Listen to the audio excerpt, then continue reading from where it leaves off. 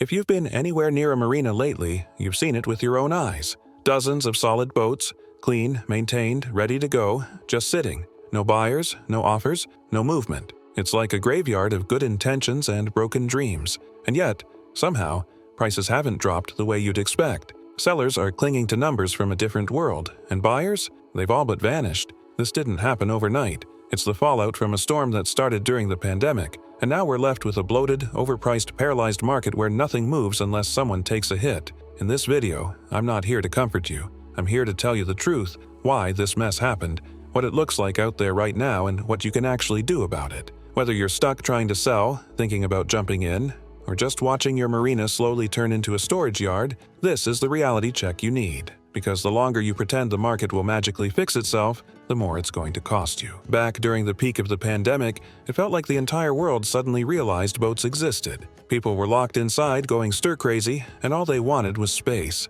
Somewhere they could breathe, be outside, and feel like they had some control. For a lot of folks, a boat became that escape hatch. Didn't matter if it was a beat-up sailboat or a shiny new center console. If it floated, it sold. You had people paying full asking price without even seeing the boat in person. Brokers couldn't keep up. For sale by owner deals were getting snapped up in days. Inventory vanished, prices spiked, and for a minute there, owning a boat seemed like the best idea you could have. It wasn't just emotional. The money was cheap. Financing was easy, rates were low, and everyone felt like the world might shut down again at any moment. So the urgency was real. If you wanted to get out on the water, you had to move fast. But here's the part nobody wants to talk about. That boom wasn't healthy. It wasn't stable. It was a rush, like a sugar high. Boat manufacturers kicked production into overdrive. Dealers started placing massive orders to catch up. Even old boats, the ones that normally wouldn't get a second look, started selling for way more than they were worth. People who had never owned a boat before were suddenly owners. They didn't think about storage, insurance,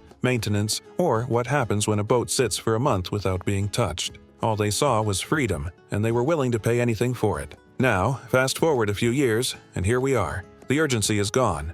The financing is painful. People are paying off boats they barely use, while dealers are drowning in inventory they can't move. What looked like a golden age turned out to be a trap. And that trap? It's sprung shut. The market is flooded with boats. New, used, overpriced, undermaintained. The demand isn't just cooling off, it's retreating. Buyers have seen how this story ends. They're waiting it out. Watching listings get stale. Watching prices inch down week after week. The surge created a hangover that the industry is still trying to shake off. Some sellers are still stuck in the past, thinking they'll get what their buddy got in 2021. But that world's gone. The market isn't bouncing back to those highs. It's resetting. Slowly, painfully, and, for some folks, expensively. So, if you're wondering how we ended up with so many boats and so few buyers, this is how. We hit the gas during the pandemic, and now we're paying the price. Here's the thing. Boats aren't selling, but the listings sure haven't noticed. You scroll through the major sites, walk the docks, or check out local Facebook groups, and the same boats are sitting there week after week, month after month. Same price, same photos, same unrealistic expectations. And the buyers? They're not biting. They're watching, waiting, and they're in no rush. That frenzy we saw during the pandemic, that's ancient history now. These days, buyers know the power has shifted.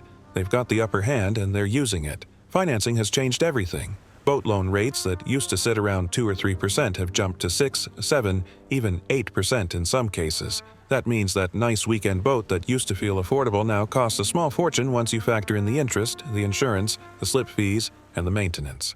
Buyers do the math, and they walk away. But it's more than just money. It's mindset.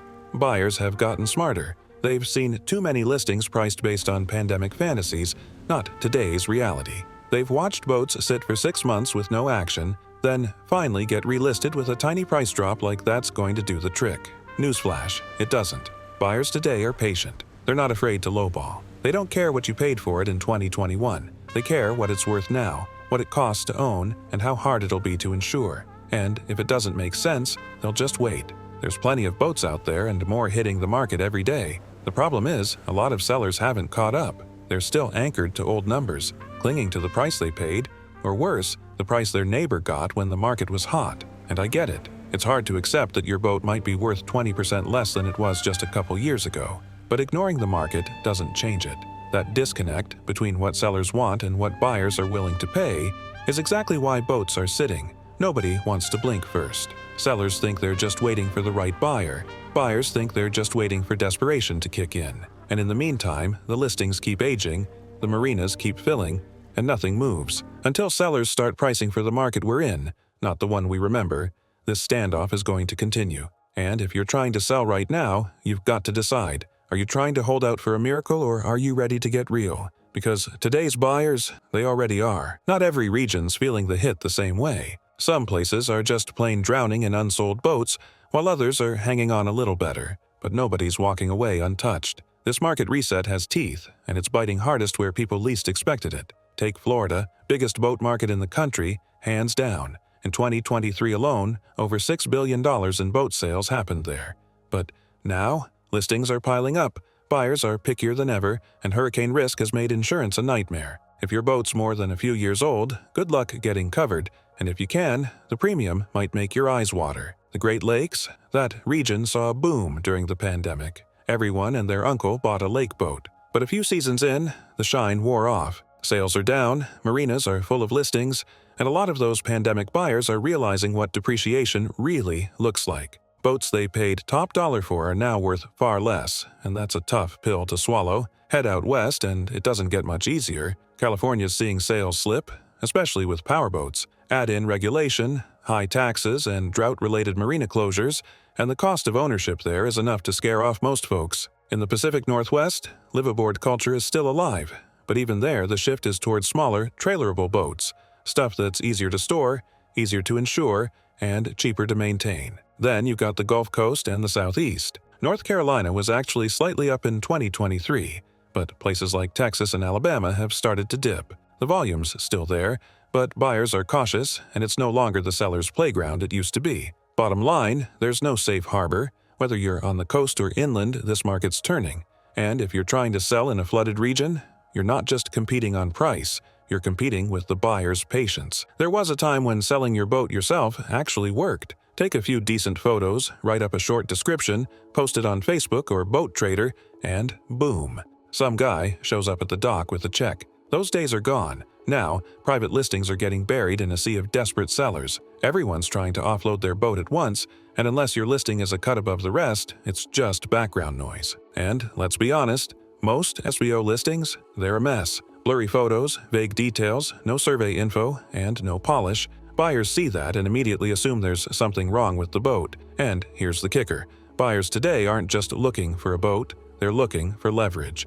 They come in low, they pick apart every little scratch, and they're not afraid to walk. Without a broker keeping the deal on track, things fall apart fast. A negotiation turns into a standoff. A maybe buyer becomes a ghost. And all the while, your boat's still costing you money just sitting there. Sure, skipping the broker saves you commission, but how much are you losing in the meantime? Slip fees, maintenance, insurance, and just the mental drain of watching your boat sit untouched month after month. Selling a boat used to be personal. Now, it's business, and unless you're ready to play the game right, clean listing, realistic price, ready survey, you're going to be left holding the dock lines while the buyers move on. If you've had your boat listed for months with nothing but silence, I get it. It's frustrating.